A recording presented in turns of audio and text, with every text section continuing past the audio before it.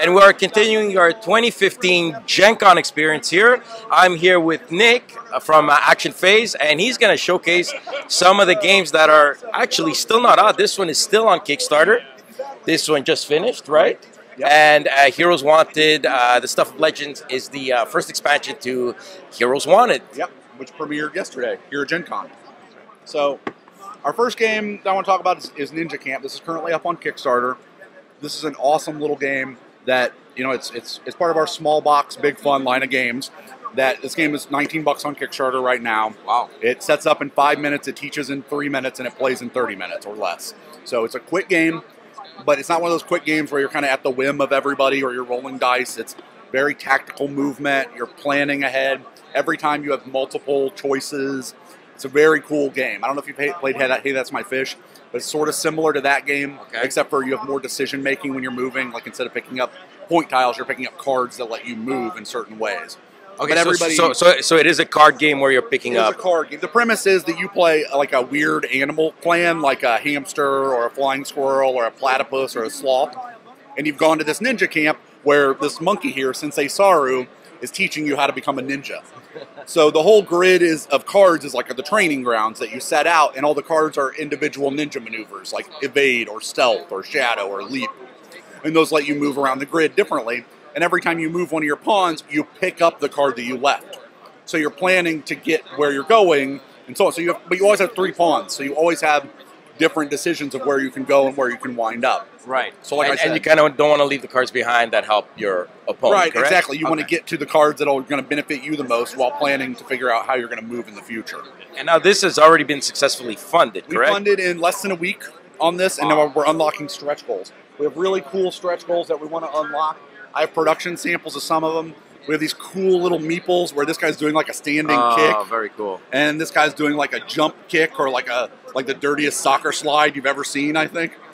But yeah, they're going to be real. I've never seen meeples that are cool, like, you know, this cool, little ninja meeples. So that is we're awesome. unlocking those in the next couple of days, probably with stretch goals. So yeah, everything's been going really well with this one. Awesome. Well, we can't wait for this one to come out. Yeah, I'm excited about it. So this is the one that we just had finish up, Scoundrel Society.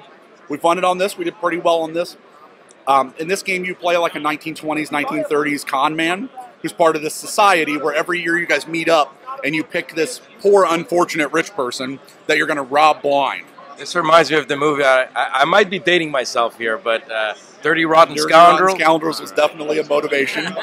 So, well, our company is very much about like individual player powers and being unique in it. So you'll play a scoundrel that has a specific knack that they're good at and a different grift that they're good at. So it has simultaneous action selection. So every round you're going to pick a card, you're going to flip it over, and then based on the amount of other players that chose it, you'll get a different part of the action. So if you're the one that's being sneaky alone, you get a better version than if somebody else is trying to be sneaky with you. Okay. So it's very much about anticipating what's going on. But what you're doing is you're stealing loot from this deck that is essentially the mansion of the mark. And all of the loot, some of the loot has different abilities. So like when you steal it from the mark, cool stuff happens. Like the treasure map will let you look at 4 cards from the deck and steal one. Okay. But all of the loot has a value, a monetary value, but then a suspicion value. So like how suspicious it is that it's missing. So you're going to spend the game stealing loot and like stashing it away so nobody can see what you have. In the bottom 10 cards of the deck is this police officer, Constable Cramphorn. When he Cramphorn?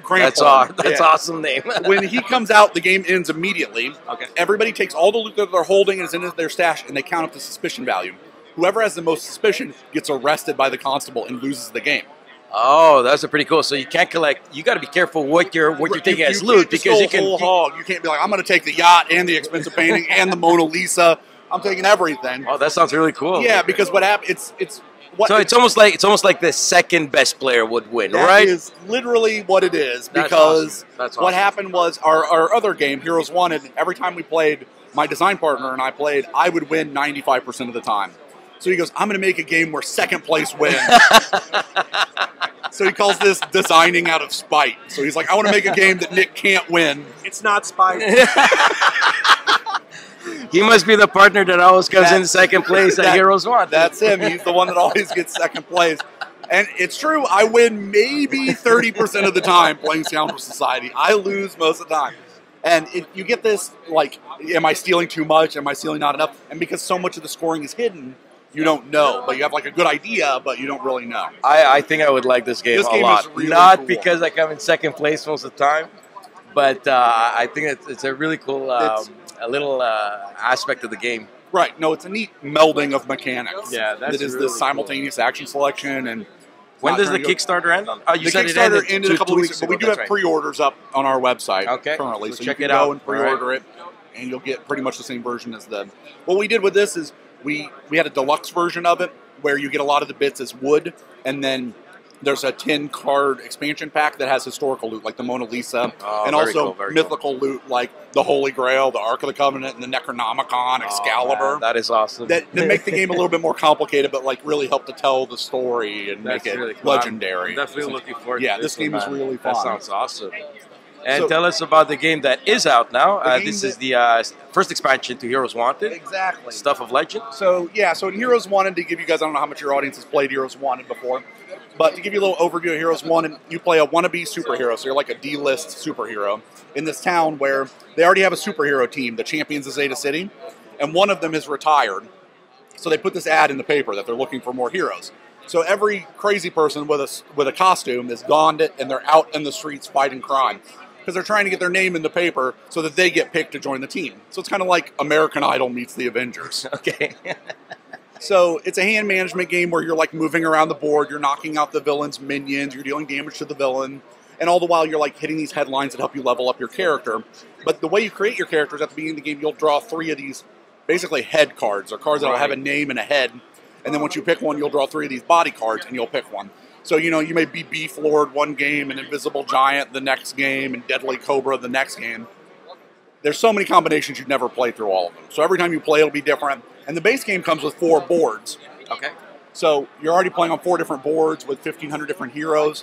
So with the expansion, since we were able to build upon what we've done from Heroes 1, we were able to add some complexity to this and make neater, like different superpowers to it, and we introduced 2 new hero types. So the first game has 4 hero types. So I told you that there's 1,500 different heroes. You're never going to learn how to play all those guys. Of course not, yeah. But there's only 4 hero types. So if you play a mutant one game and you play another mutant the next game, you'll know how mutants kind of work, and you'll know how to... What are the 4 types, just for our audience? Mutants, Yeah. which they have a superpower and a mutant power instead of all the other types just have a superpower. Vigilantes, so they're like normal guys that have like donned a costume and they're out punching people. Batman, Iron Man? Right, exactly. Well, Iron Man is more of a tech hero, so...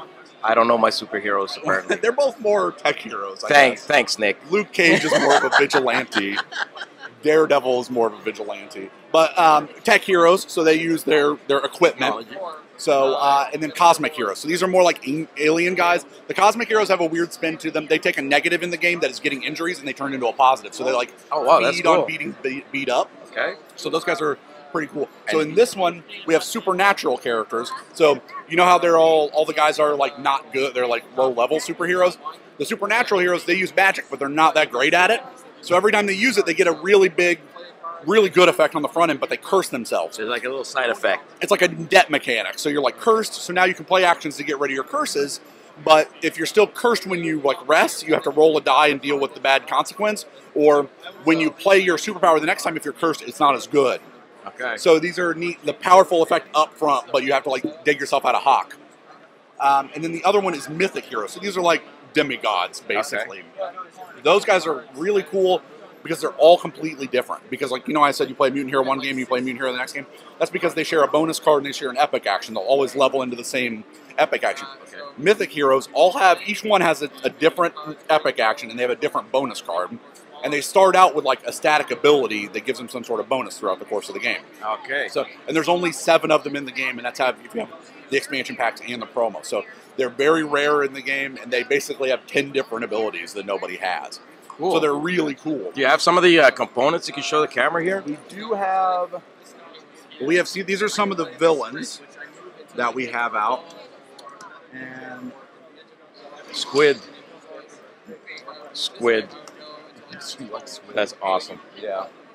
I don't know if you guys know Inside the Box, if you've watched any of their videos. No. But this is Jack Darwin from Inside the Box. So we call him Jerk Darwin. Here are some of the supernatural characters: Ghost, Spectre, Witch, and then here's a mythic character, Helmet. I really like the artwork. we're gonna try and get some Here's review me. copies. I still have not played Heroes Wanted, and we're gonna This guy check look that familiar? out.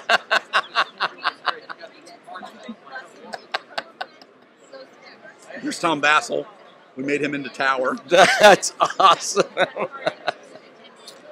Here's another mythic character, and here's another mythic character. Oh my god, this is Here's great. another one and another one. This is awesome. This is very cool. So yeah, but we also, on top of the 2 new hero types, we got 2 new boards. So the base game, I said, came with 4 boards, and we tried to make them very approachable and kind of easy mechanically. So we were able to ratchet up the complexity a little bit on the new boards because we knew people could handle it since they played the base game. So this one is called Ghosts and Games. The theme behind this one is that the villain is a ghost and it's haunting your local gaming store. And this is literally my local gaming store. This is the Game Preserve. They have 4 stores around in like central Indiana. Okay. And this is literally the floor layout of their Fashion Mall store. That is awesome. So the different tables you're going to put these board game tokens on. If I can find them, here they are. You're going to stack up these board game tokens. And the board games all have funny names. So like the number 1 one is called Wonders. Like not 7 Wonders, but Wonders. The number 2 one is called Tomb of the Monkey Witch. The number 3 one is the 3 Moons of Corplex. The number 4 is For Glory. So it's like a gladiator themed game. The number 5 is a surfing game called Hang 5. And then the last one is 6 Ninjas, or 6 Samurai. 6 Samurai. It's 6 Samurai. Seven Right. Samurai.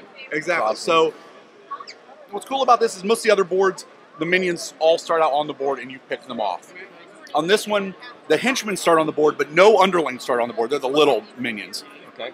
And every turn, the villain is, you're going to roll some dice, and the villain is going to summon the actual meeples from the board games to pop out and fight you and become creeples. So, like, basically the meeples from the bits from Wonders are popping out and attacking you. That's awesome. So you need to, like, basically exercise these games by starting your turn on one and taking it off the stack. So, Very like I said, it's a cool. little more So complicated, but it's a little more really neat complex, because they yeah. keep come out. This looks great, man. This The one's- board is beautiful. The artwork is fantastic. Yeah. Yeah, this came out right now, right? This is a Gen Con release? Yeah, this was a Gen Con release. It won't be in stores for another few weeks. We're still fulfilling the Kickstarter backers. So some of them Okay. received it, some of them haven't. We had a little trouble with Amazon, but they should be getting their games in the next couple of weeks. We will not have it in stores until they get their games. Kickstarter is That's a really big priority to us. That's so really cool. We're I definitely mean, going to make sure they get it before we put it in so a the lot of store. times, a lot of companies will say, Kickstarters will get it first, and then retailers have it. I mean, I would, like, it should have been delivered to Amazon, or they should have gotten it a week ago, to be honest with you. Amazon, like, put us through the ringer for about a 2-week wait. I would prefer to not be selling this at Gen Con, but then they don't have it, but it's like, we just can't. Yeah, You know what I no, mean? you gotta, in the end, it's all fun and games, but it is a business, and we understand that. Well, and everyone that's come up to me, I've apologized to everyone, and they've been like, no, dude, I totally understand. We'll get it. I'll get it. It's cool. I understand. I'll get my game. Yeah, So, they should be pretty cool with that. yeah, they have been. Well, Nick, thanks a lot. Yeah. This is fantastic. This was great. Oh, We it's can't wait awesome. for these ones. Again, you can still pre-order this. Yep. This is on Kickstarter right now. Yep. And this should be coming out real soon. Yep. All right. Thanks a lot, man. Thank you. And have a good con. Yeah, you too.